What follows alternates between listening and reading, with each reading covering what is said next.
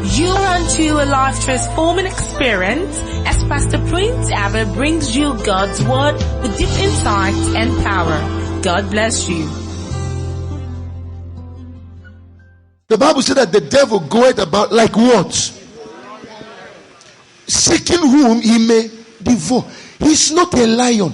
He impersonates a lion. So he comes like a lion. He doesn't have teeth. Toothless bulldog. You do. That's all he's doing, is to create fear in you. He's not trying to devour you. It's first to create fear. What finally devours you is the fear.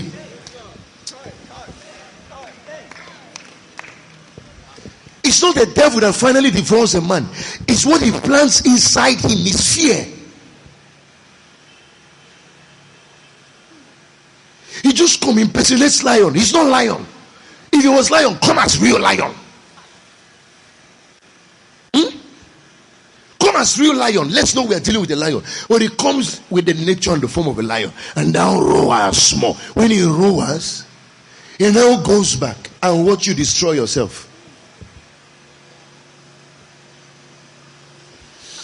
There's this guy who does he does skits, he does Facebook reels and all that. His own is to do like his local Cristiano Ronaldo. So he goes with the ball. They will be videoing him. Have you watched him? He will go with the ball. He will shoot it up, and then he will do his leg like he wants to kick the ball, and he will hold the ball. And all the people around that market, when he does it, all of them will fall down. When they fall, he will turn and do that Cristiano Ronaldo sign. The people will get up and start pursuing him to hit him hard. What made them fall? It was not the ball. He didn't shoot the ball. He programmed something inside you. That thing he programmed inside was what finally made you fall, not the ball. He just created a false evidence inside you that appeared real, and the thing made you fall.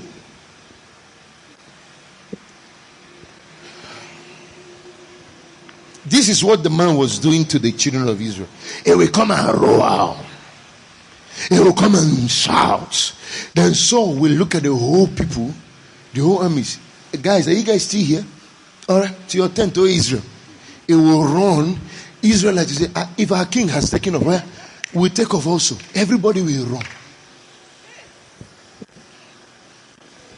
Do you know why scripture says things like, don't be afraid of their faces?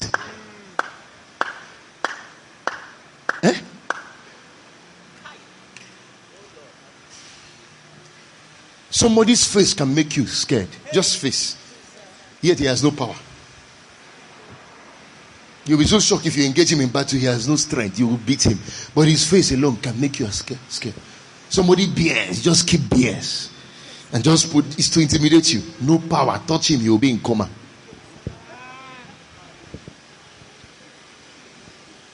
Somebody's body size.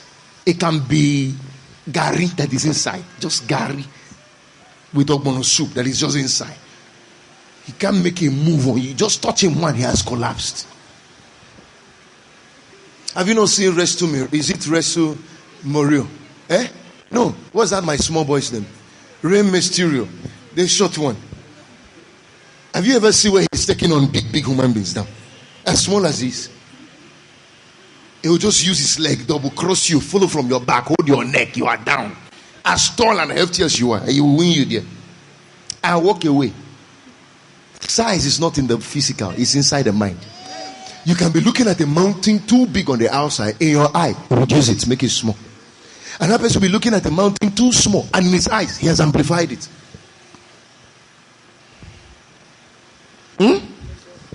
Hello, somebody. That's why I don't like doctors sometimes. They find a way to make small issue look big. So it's something that Panadol can handle. They will be asking you questions. Have anybody suffered the sickness in your house? No, sir.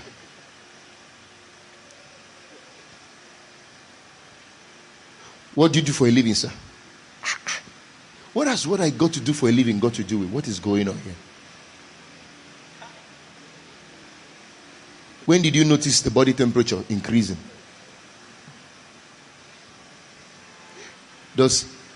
your child have siblings that suffered this? No, sir. He's my first child. No other child is suffering anything. Okay. Does she have cousins anywhere else that suffer this kind of thing? Sir, she's not suffering anything. It's just cough. Then you now tell them, doctor, please, I hope everything is well. Yeah, we'll handle it. Well, hello. Then they now use their handwriting and confuse you further and put fear in you. From today, any fear, anything programmed in you, I uproot it from your life now. And we send it back to abyss, never to return again. In the name of Jesus. Now, continue that reading.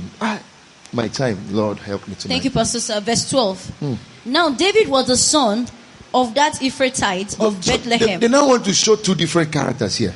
The first they are showing you is Saul's reaction when a problem appears, and the Philistines, the Israelites' reaction when a problem appears. They are showing you the first character. How does he behave in the face of a mountain?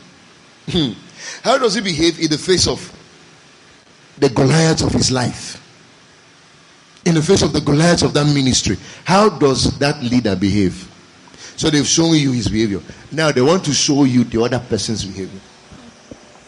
So we're looking at David now. So there was a young boy called Jesse, son of Jesse.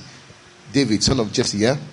Now David was the son of that Ephrathite of Bethlehem, Judah, whose name was Jesse, and who had 8 sons.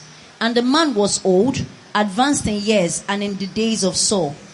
The 3 oldest sons of Jesse had gone to follow Saul to the battle.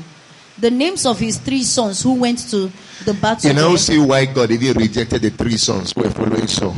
Do you know why he rejected them? You must have contacted the same spirit. So why waste our time?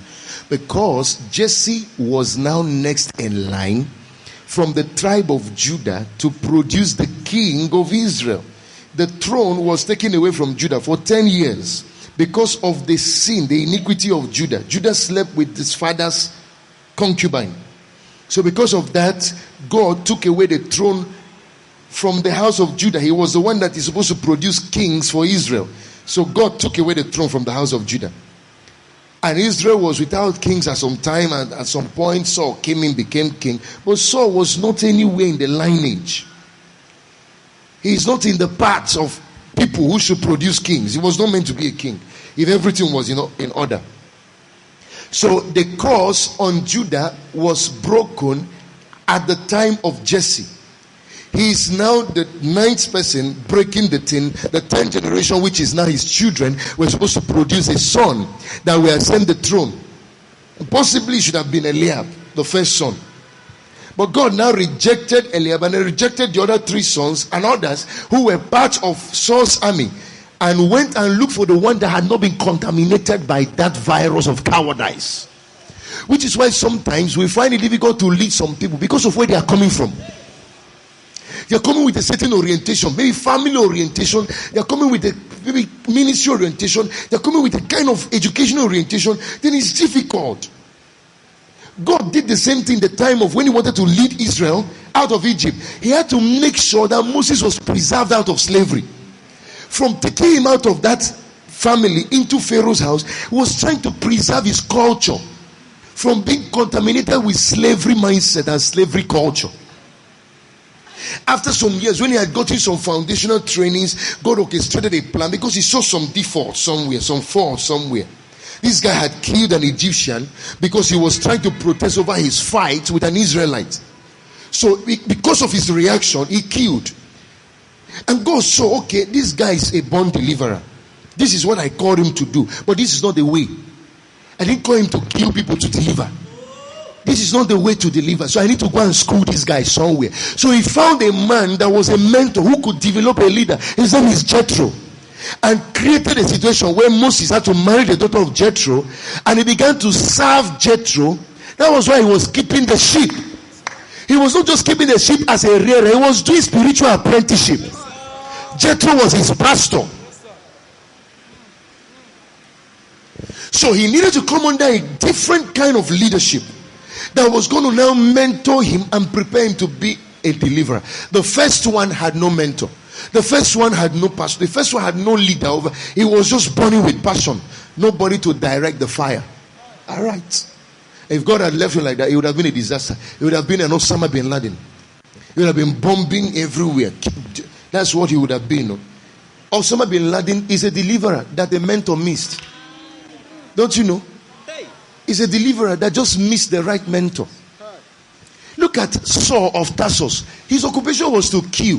When he now found Ananias, the thing changed. The same passion that could waste in the name of passion for whatever, that same passion redirected. He could use that same fire now to win souls, to make life better for people. He's no longer destroying life. A cult capone can be a serious pastor, deliverer of nations, that just needs to find his way to a good leader, a good mentor. It takes away the wrong direction of that potential and channels it right. And he will do great things.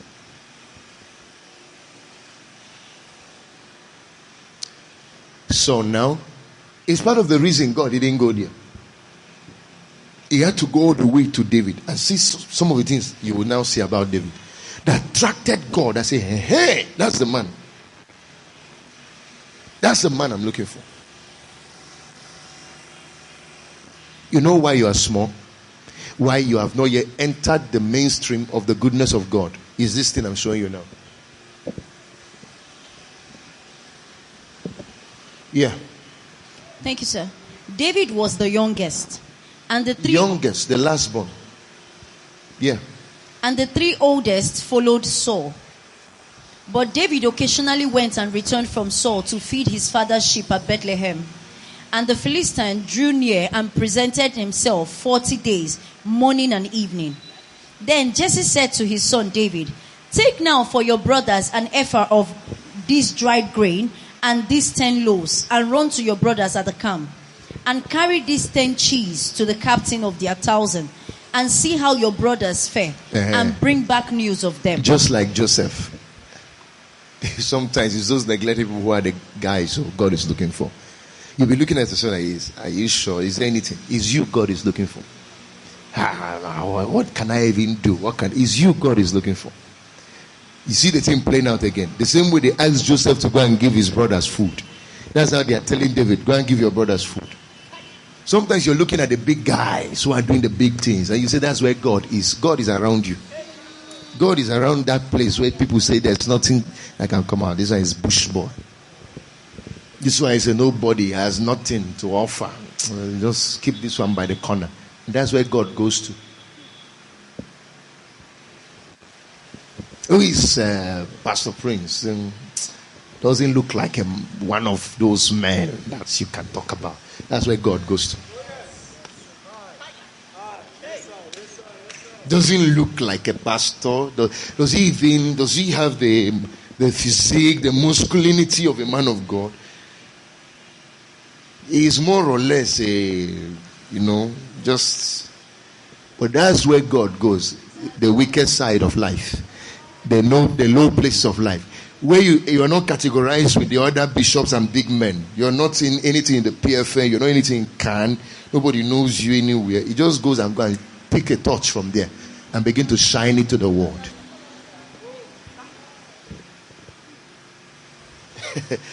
There's something beautiful about God. He doesn't see the way men see. Yeah. He doesn't see the way men see. And that's the most beautiful and interesting thing about God. Oh, I know him. Is he not one guy from Epsu who just... is he not one guy who was just around my street? He used to be on my street. Now I know him. As you're saying that thing, God is interested. I want to know that guy you know. That guy you say you know. Let me show you don't know him. You go there and go and pick. He uses the foolish things of this world to do what? To confound the wise. He uses the feeble things and the weak things of this world to humble the strong, my friends. When you are not strong, that's when God's strength is made manifest.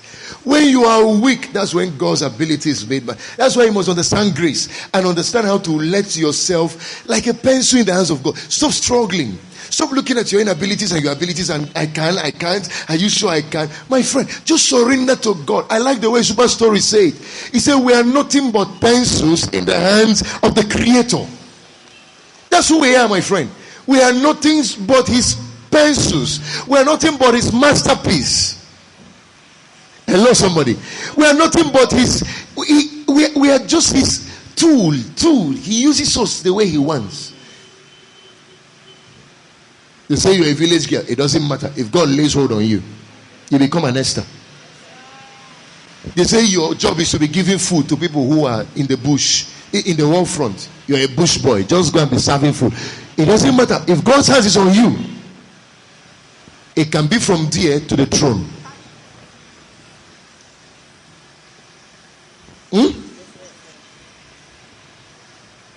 It doesn't matter. It doesn't matter. It doesn't matter. There's something about being a deliverer. The road that deliverers travel are always confusing. People cannot understand why they have to go through what they go through. Even in the political world, you see the same thing. See Nelson Mandela. Great man, revered all over the world. Do you know how many years he was in prison? 27 years. 27 solid years. Fighting for apartheid. Who wants to trust such a person with presidency? After you are an ex-convict, 27 years. Okay, look at even Obasanjo, who led Nigeria 3 times as head of state. Straight from the prison in 1999, he went to Aso Rock. I think even Buhari was in prison at some point as head of state. I don't know. Go and check. I don't know.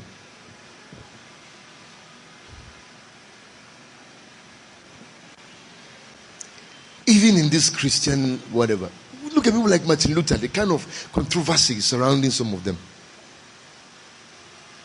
Sometimes you look at the things you go through. Oh, you are in debt. Oh, you are going through this. Oh, you are going through that. Family this, family that. People are even laughing at you. God is interested in you. Let me tell you something. People who laugh at you don't know that they are laughing you makes God sympathetic about you. Oh, you didn't hear that? People who mock you don't know. If they know, they will stop mocking you. Men's mockery attracts God to the mocked. Anytime you see a man that people laugh at, people treat him like a nobody, they cajole him, they cajole maybe his ministry, cajole his work, cajole his business. That's where God go and pump grace. God likes to humble the proud. It takes a proud man to laugh at another man. It takes a proud man to mock another man, to belittle another man. It's proud people who do that. So anywhere God sees that someone is being mocked, cajoled, treated like a nobody, belittled, God goes there and pumps grace. He now leaves that one. It's like my pastor, Pastor David Oweli. Who would have known he will be who he is? I met a newspaper seller who told me he was selling books at a particular camp meeting. I went to buy books. He said, this man, nobody expected he was going to be this great. That's how people will not expect you to be great, but God will make you great. If nobody expected this man is going to be, he said the people were even looking at that looks like it, we are surprised they are nowhere to be found today. The one that we never saw anything in, we never thought anything can come out of. Even Jesus, they even questioned that one. God, they even questioned him. Can any good thing come out from Nazareth? That's why God went and brought the Prince of Peace. That's why God went and brought the Savior of the world. That's why God went and brought the King of Kings and the Lord of Lords. That's why God went and brought his Son out of. It's not always when men have something good to talk about. It's not always when men have something good to say. God will always go there and go and fetch his vessel. Be careful how you look down on yourself, oh? And be careful how you permit men to look down on you. They are free to look down on you, but please don't use the same eyes to look down on yourself. If they are looking down on you, my friend, God is looking up to you. Oh.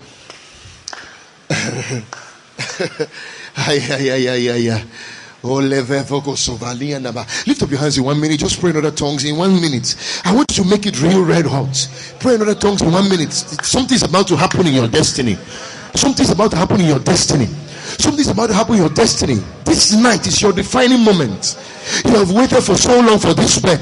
You have waited in the labor room for this thing to happen. It's now that season of your life where this pregnancy has to come through, where that baby you're in has to come through. It's now that season. Those who rejected you will now be looking for you.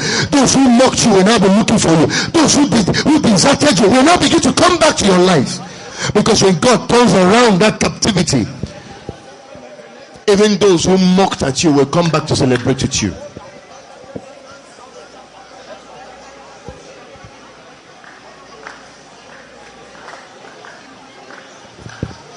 In 1 more minute, just make it loud. Just pray in other tongues. This thing will digest in your spirit. It will not just be words flying through your head or flying over your head and flying into your ears and out. No, it will now settle your spirit, man. You will see yourself differently. You will now begin to see life differently. You will now begin to pursue your dreams. Everything about you will change. You will no longer be distracted again. You'll be focused until God's plan and purpose and program for your life comes to fruition.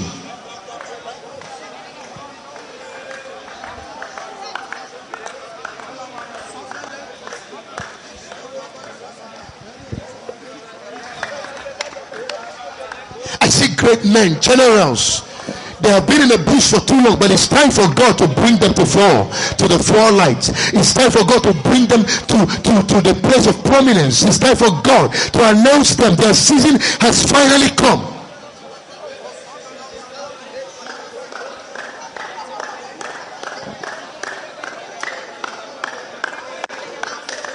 Great things are about to happen with you, my friends. Shall you not know it?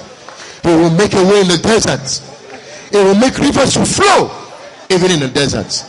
It's your time, my friend. Your time and your season is now. In Jesus' glorious name. Okay, just have your seat.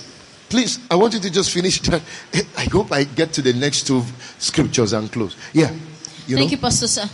Now Saul and they and all the men of Israel were in the valley of Elah fighting with the Philistines. So David rose early in the morning, left the sheep with a keeper, and took the things and went as Jesse had commanded him. And he came to the camp as the army was going out to the fight and shouting for the battle. For Israel and the Philistines had drawn up in battle array, army against army. And David left his supplies in the hand of the supply keeper, ran to the army, and came and greeted his brothers. Then, as he talked with them, there was the champion, the Philistine of Gath, Goliath by name, coming up from the armies of the Philistines. Before she continues, you know what is playing out here? The boy who went to give food dropped the food with someone and said, "Wait, this is not why I'm here. Just hold the food." Then he ran to the battlefront to go and ask his brother some important question. This guy will be hearing him defiling you guys. What is going on? How do we handle? He's not a soldier man. No? He has no NDA training. He has never been in a barracks before. Bush boy. That just believe that one with God is majority.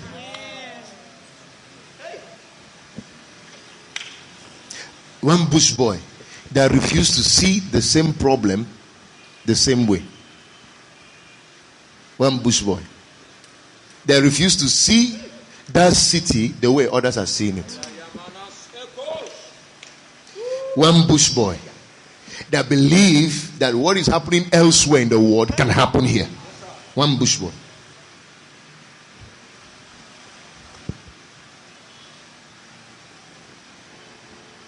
So he has gone to meet them now to find out. You see, when you know your assignment here, there are things that will not be a distraction. Food. You know you're not a food vendor. That's what you came. That's not what you came here to do. You may be distributing food, but you know there's more to me. This is not what I'm born for. I'll be working in one shop somewhere, but you know there's a reaction. I'm meant for more. I'm meant for more than this. You know. You know. Satan can imprison you there. You just know there's a knowing in you that you are meant for more than this. Yeah. Thank you, sir. and came and greeted his brothers. Then as he talked with them, there was the champion, the Philistine of Gath, Goliath by name, coming up from the armies of the Philistines. And he spoke according to the same words. So David heard them. And all the men of Israel, when they saw the man, fled from him and were dreadfully afraid. The same people, always flying. Yeah, go ahead. So the men of Israel said, have you seen this man who has come up? Surely he has come up to defy Israel. And it shall be that the man who kills him, the king will enrich with great riches, and will give him his daughter, and give his father's house exemption from taxes in Israel. Then David spoke to the men who stood by him, saying, what shall be done for the man who kills this Philistine and takes away the reproach from Israel? Because he's reproachable. That's what he saw. This is a reproach. Who is going to stand up tonight and say, Father, I will be here to take away the reproach of this city? The reproach on your name of this city, on this, I will pay the price now to take it away. The reproach on your work, the reproach on your assignment, the thing you want to get done through this mandate, that reproach in this area, and that I will now be the one at any cost to take it away. That's what God is looking for. That man who will just step out.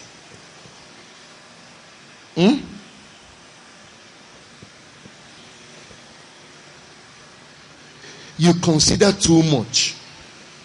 You speculate too much. You analyze too much. That's why there are no wonders around you. Some of you, for instance, are here looking at what is happening up here now. You're looking at this amazing thing going up here with speed. You're busy. You're looking at it. I entered here. 5K was on my account. And I started digging. Because what was in my heart is, this reproach must be taken away. If somebody does not wake up in spite of what is not available, in spite of what he does not have, somebody must take a step. We have analyzed it for too long. We have talked about it somebody must just get up, take a step to bring an end to this problem. You will stay in that your bed and analyze it. Nothing will happen until you get up and say, it's now time for the city to come to the obedience of God and Christ. Until you get there where there's no money, yet you are moving. Where there's no facility, yet you're taking the move. Until you are at that point, God is not sure you're serious. Heaven will not back you up when your back is not up. You're still lying down. No, you must get up. You must see this guy is ready. He's ready to turn his back at criticism. He's ready to turn his back at mockery. He's ready to turn his back at the failure of yesterday. He's ready to turn his back at his background. He's ready to turn his back at his weakness. When heaven sees that, they can now give you a backing.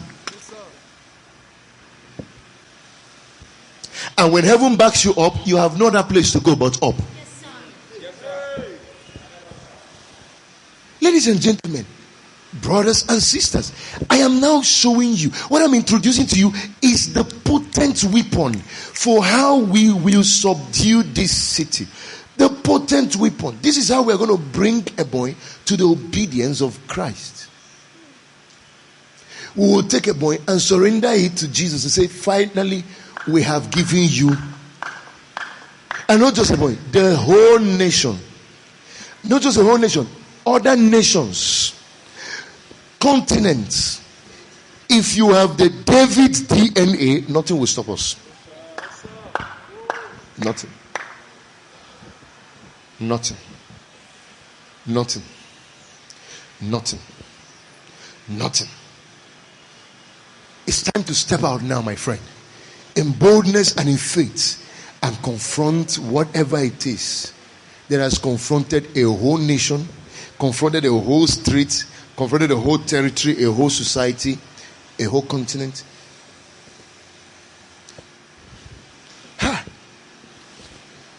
Please read on.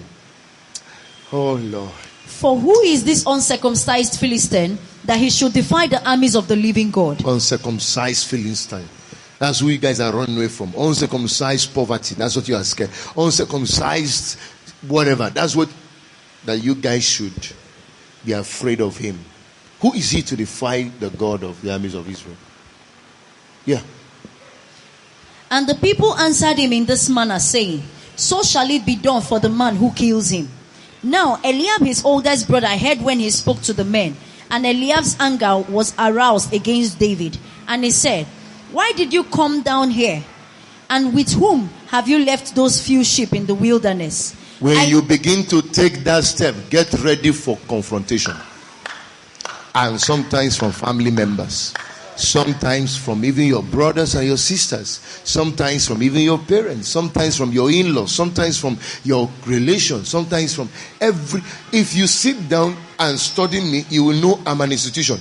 Anything that has happened to you has happened to you. Anything it has happened. I've seen relations stand against me. And some of you are witnesses. They will fight you. I've seen families. I've seen all kinds of things.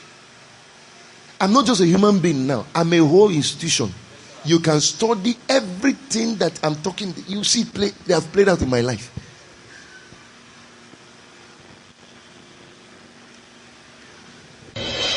For the continuation of this message, please play the next track.